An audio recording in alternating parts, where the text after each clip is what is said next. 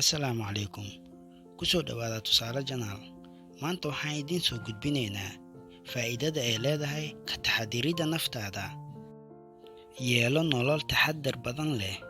Taxaddar la'aantu waa mid ka mid ah caadooyinka ama dabeecadaha dadka, waxayna dayacaadu ka timaadaa markii oo qofku arko wax qiimo u lahayn ama muhiimad gaar ah u lahayn. Laakiin ogsoonow, wax kasta adduunkan saaran waxay leeyihiin qiimo. Ma jiro wax aan qiimo lahayn. Haddii noloshaada qiimo sare ku leedahay, ka taxaddar inaad cibaadada Alle dayacdo. Waa muhiimadda ugu horeyso.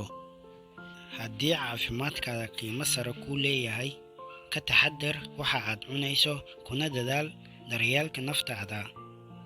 Haddii saaxiibadaada qiimo ku leeyihiin, ka taxaddar in aad xamato ama aad xumayso. Haddii waqtigaaga qiimo ku leeyahay, ka taxaddar inaad dayacdo ama lumiso. Haddii xiriirka lamaanahaaga qiimo ku leeyahay, ka taxaddar inaad khiyaanto. Haddii sharaftaada qiimo ku leeyahay, ka taxaddar inaad xumaan samayso.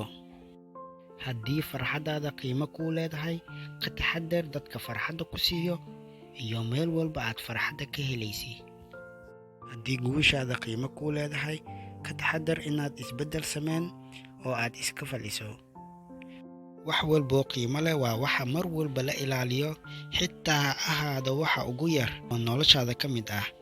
Fadlan haddaad tahay qof nagu cusub, subscribe noo saar, waad ku mahadsan tahay.